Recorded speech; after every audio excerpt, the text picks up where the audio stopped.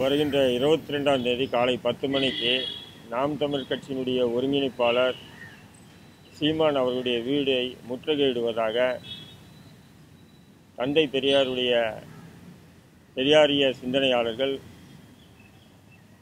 முடிவு எடுத்து உள்ளார்கள்.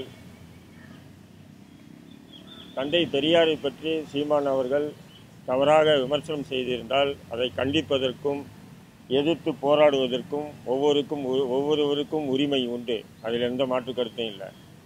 அதே நேரத்தில் அதுக்காக சீமான் வீடு முற்றுகையிடுவது என்பது அது ஒரு தவறான முன்னுதாரணமாயிடும். ஏன்னா ஒவ்வொரு தலைவர்களும் இது போல் பொதுவெளியில் ஏதோ ஒரு பல கருத்துக்கள் தவறாக சொன்னாங்கன்றதுக்காக அந்தந்த தலைவர்கள் குடியிருக்கக்கூடிய இடங்களில் முற்றுகையிடுவது என்பது அது சட்டம் ஒழுங்குக்கு மிகப்பெரிய ஒரு கேடாக அமையும்.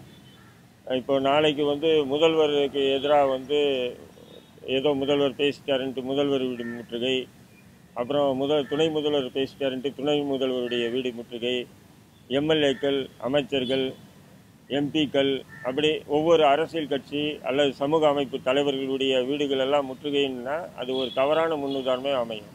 ஆகையினால அந்த முற்றுகை போராட்டத்தை அவர்கள் கைவிட மாட்டேன்றாங்க. அதனால் காவல்துறை அந்த முற்றுகை போராட்டத்தை தடை விதிக்க வேண்டும். அப்படி அவங்க உண்மையிலே ஒரு ஜனநாயக அடிப்படையில் எங்களுடைய போராடுவது உரிமை என்றால் அந்த நாம் தமிழர் கட்சி அலுவலகத்தை முற்றுகையிடுவது தவறல்ல. ஆனால் வீடு முற்றுகையிடுவது என்பது நிச்சயமாக குடியிருப்பு பகுதிகள், அங்கே அந்த மக்களுக்கு அச்சத்தையும் ஒரு பயத்தையும் ஒரு பீதியும் ஏற்படுத்தும். இதனால் சட்டம் ஒழுங்கு கூட மிகப்பெரிய ஒரு பிரச்சனை வரக்கூடிய வாய்ப்பு இருக்குது. அதனால் மாநகர காவல் ஆணையர் அவர்கள் இது சம்பந்தமாக உடனே நடவடிக்கை எடுத்து அதுக்கு தடை விதிக்கணும்னு சொல்லி தான் ஒரு புகார் கொடுத்துருக்கு.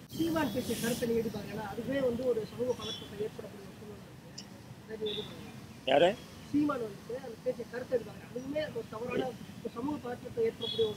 இல்லை, என்னுடைய பார்வையில் நான் பெரியாரிய சிந்தனையாளர்களுக்கு எதிராகவோ அல்லது தமிழ் தேசிய சிந்தனைவாதிகளுக்கு எதிராகவோ செயல்படக்கூடிய நபர் அல்ல. ஆனால் இந்த முற்றுகை போராட்டம் என்பது வீடு முற்றுகை என்பது ஒரு தவறான செயல், தவறான முன்னுதாரணம், அவ்வளோதான்.